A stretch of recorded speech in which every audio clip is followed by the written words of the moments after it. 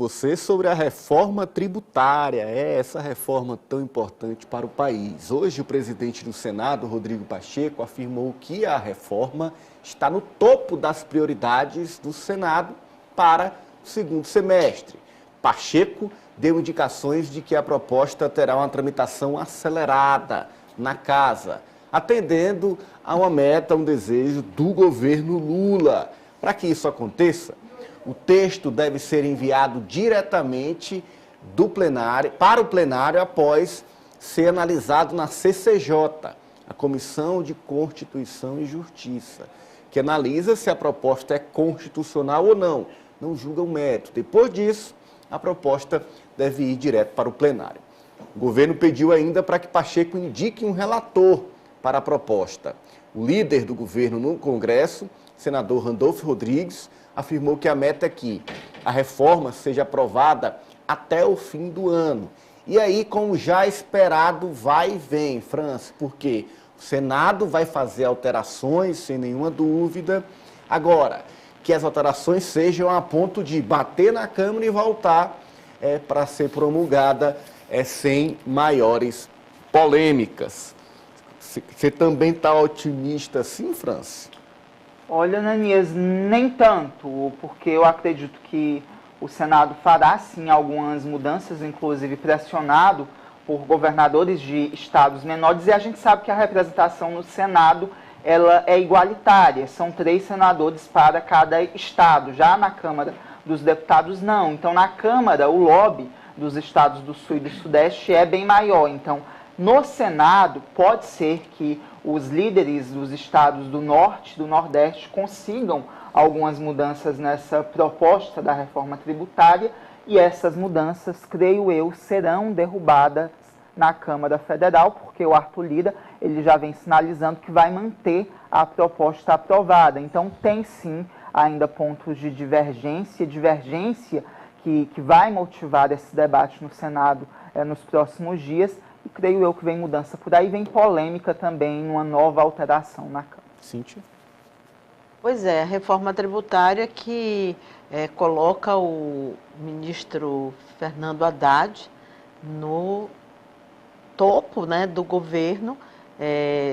Ele hoje é defendido por 10 entre 10 pessoas, seja do mercado ou fora dele. Uma situação bem diferente de bem pouco tempo atrás na indicação do Haddad. Mas o que interessa é essa articulação que foi feita, que ela continue a ser no Senado Federal e que, de fato, essa reforma ela possa passar do jeito que ela está lá e que o governo possa usufruir politicamente dos ganhos dessa reforma, porque tem muitos pontos, Ananias e colegas, que nunca foram colocados.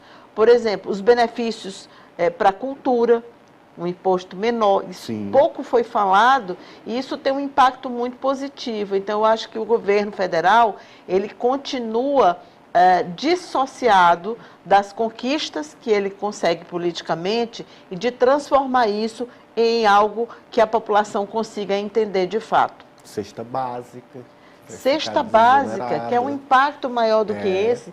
Mas, assim, eu confesso a você que eu fiquei surpreendida porque a gente teve acesso a tanta coisa que hoje pela manhã, quando eu estava entrevistando a contadora Heron Cavalcante, que ela me falou sobre essa questão dos benefícios da cultura e arte, eu fiquei assim, nossa, é algo que pouquíssimo se falou sobre isso. E tem um impacto, sobretudo, nos jovens. Então, é uma pena que o governo não consiga trabalhar junto o lado político e o lado da comunicação, que ele deixe isso para ser usufruído por outras pessoas, inclusive por deputados, por senadores, como é o que tem sido. Alessio.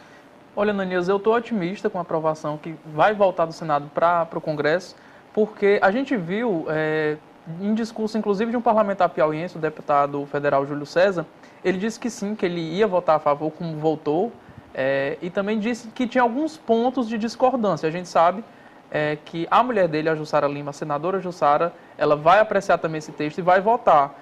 Daí a gente pode tirar uma espécie de indicação de uma mudança já de uma senadora piauiense. Ela pode acatar esses pontos, ela pode vir a concordar com o deputado federal Júlio César e enviar, inclusive, mudanças na proposta. Então, assim, esse é um exemplo, mas a gente sabe que espalhado pelo país existem vários outros senadores que são ligados a governadores, que são ligados a deputados, que querem sim mudanças nesse texto. A gente sabe que muito dificilmente vai voltar para o Congresso da forma que saiu. Então, deve ser aprovado, só que, claro, com ressalvas, com mudanças nesse texto que foi enviado agora para o Senado. Agora passa, Osmando, desse primeiro momento, desse próximo passo, a definição de um relator, ou seja, alguém que esteja ali para, alinhado com o governo, apresentar um relatório que não comprometa a essência da reforma. Você tem alguma aposta de quem pode liderar essa missão? Olha, falam no Alcolumbre, eu acho que pode ser ele, eu imagino que pode ser ele, o relator. Mas eu concordo com essa nova fala do presidente Rodrigo Pacheco, de que a reforma deve andar mais rápido no Senado, agora nas duas votações que ele cabe. Por que eu digo isso? É natural que havia uma expectativa de que pudesse demorar mais em função de ajustes que o Senado, que os senadores farão em relação ao que foi aprovado na Câmara dos Deputados.